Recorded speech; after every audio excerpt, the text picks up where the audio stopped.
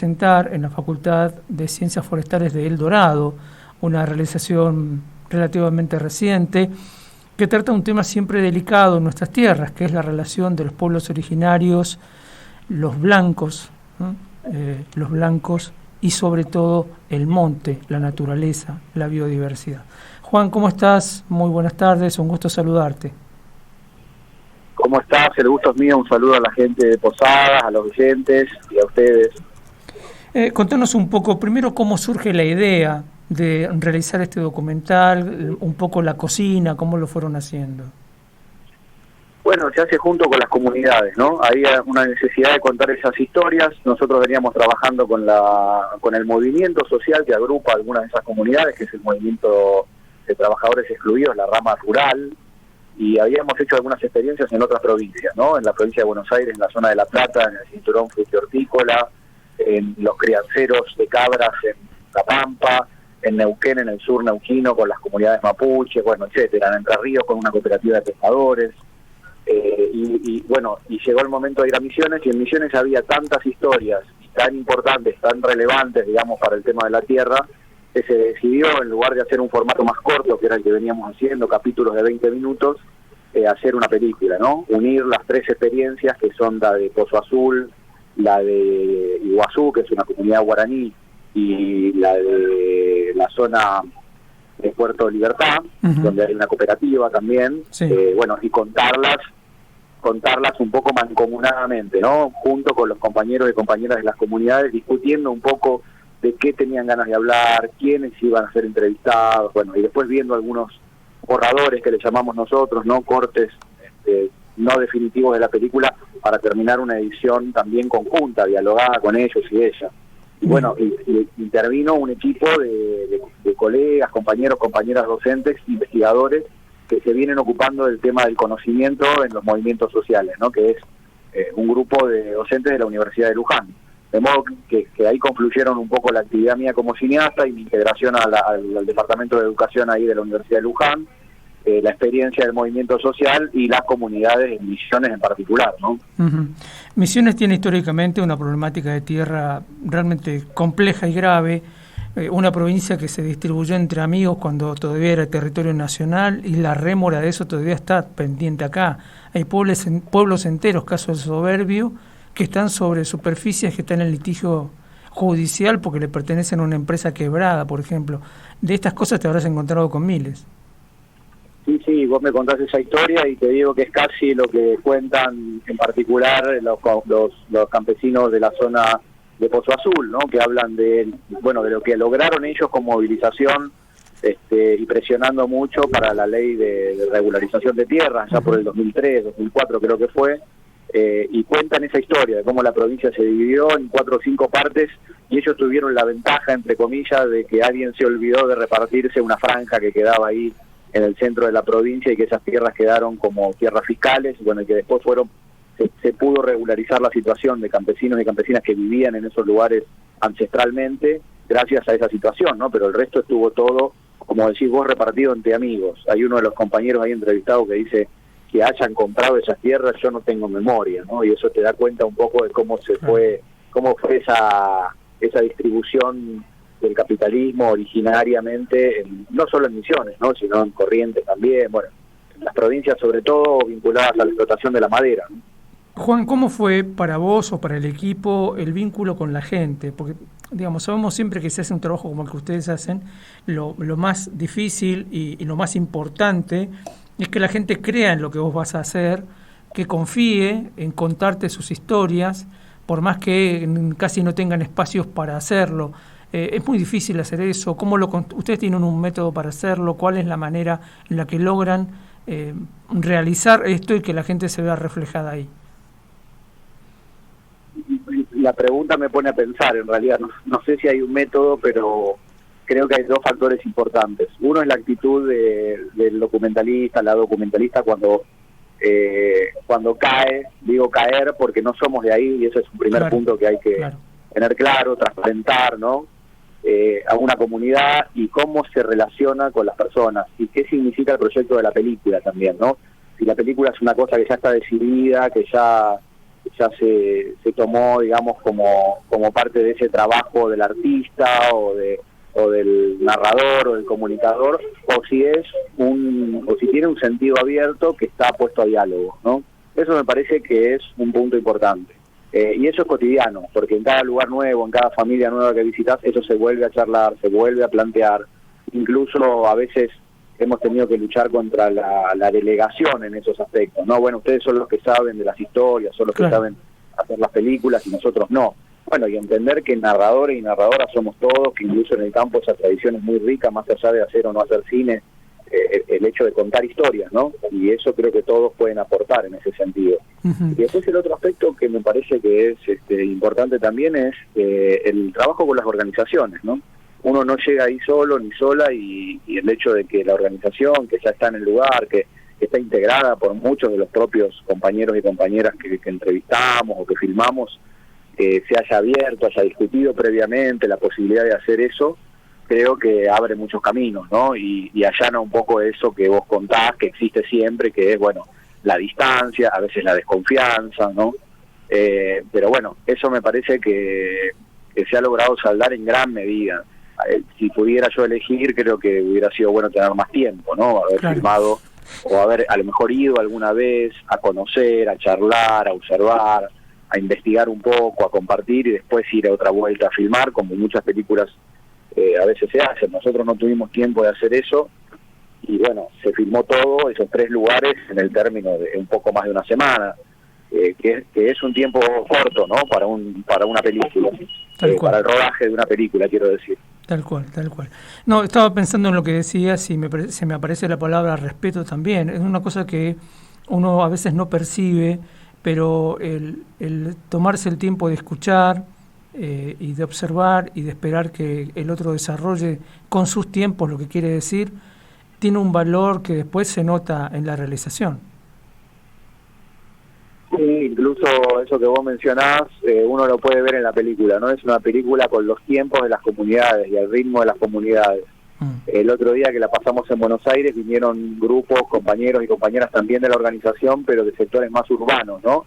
O de lo que llamamos en Buenos Aires y en otros lugares sectores periurbanos, o sea, de las afueras de las ciudades, pero mucho más vinculados al ritmo de la vida urbana.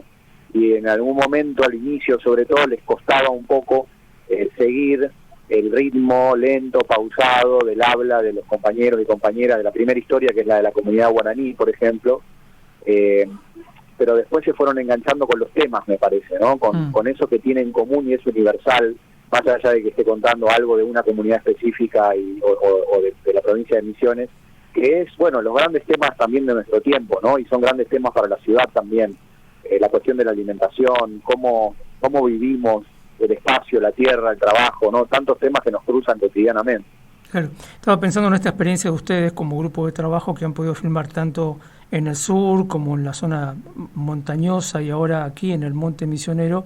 También se habrán encontrado con formas de caminar, de respirar, de decir diferentes y de algún modo viendo en panorama todo lo que han hecho también tienen un registro amplio de eso, más allá incluso de la problemática de la tierra que es un problema de todos.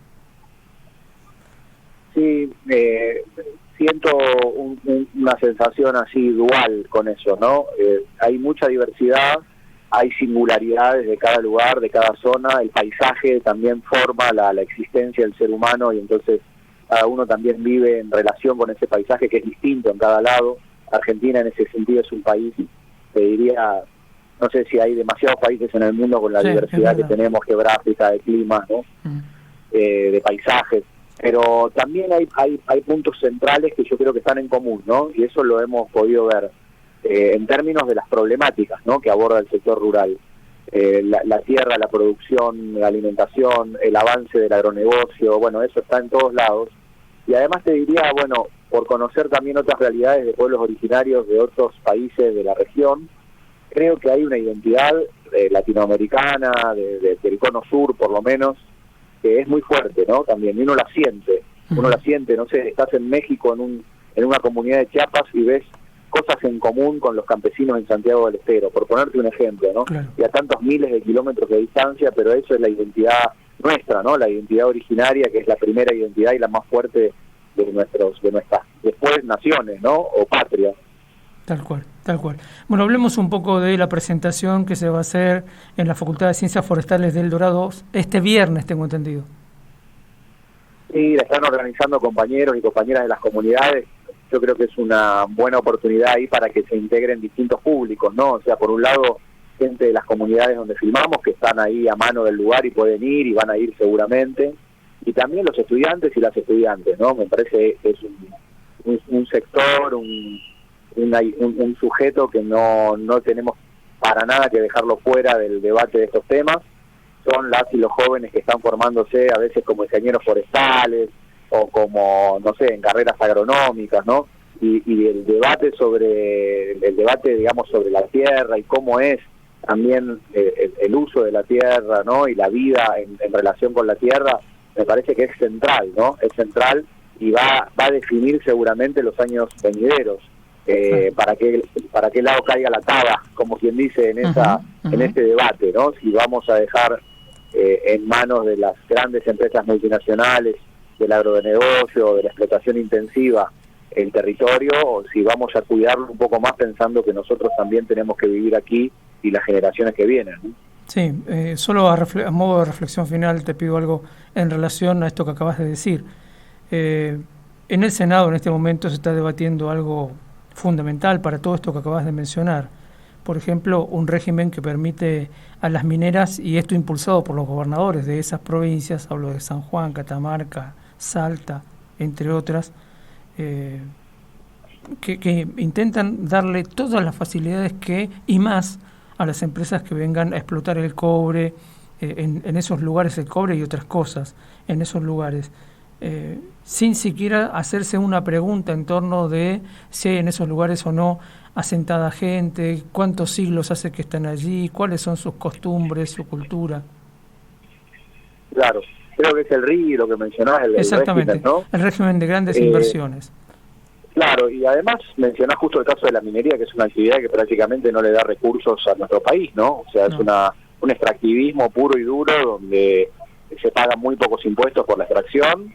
No se da demasiado trabajo, digamos. Uno podría discutir otras extracciones, digamos, en nuestra tierra y bueno, debatir un poco qué aporta, qué quita y en qué medida se las puede reemplazar, ¿no? Pero realmente la minería es un regalo a las empresas multinacionales para que se lleven cosas valiosísimas de nuestros territorios, y ahora el litio, ¿no? Además, que es estratégico, que está en medio del cambio y de la renovación tecnológica del cambio de etapa, digamos, en cuanto a las baterías y todo eso.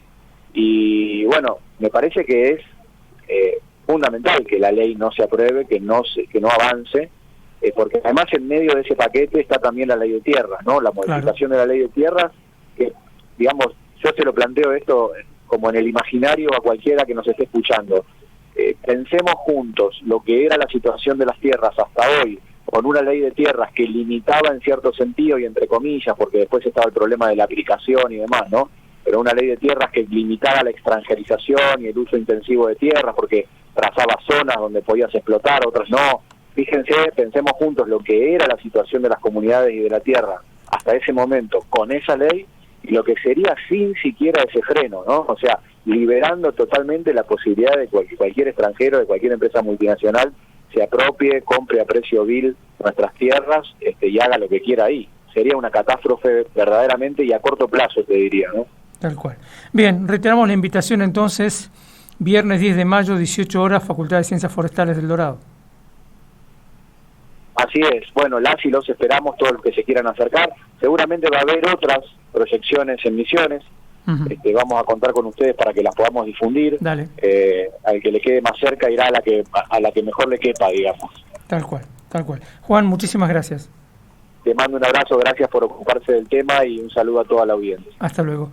Juan Mascaró, realizador, junto a un equipo, obviamente, de esta película que se llama Ibi, espero haber pronunciado bien, Tierra en guaraní. Esto será el viernes 10 de mayo a la hora 18 en la Facultad de Ciencias Forestales en El Dorado. Han pasado 15 minutos de la hora 16.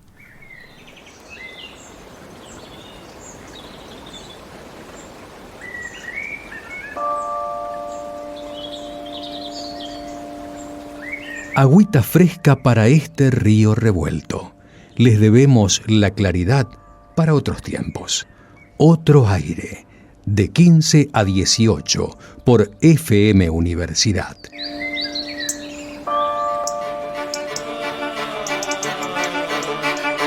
Tres décadas revolviendo el río. 3 décadas sumergiéndonos en aguas turbias.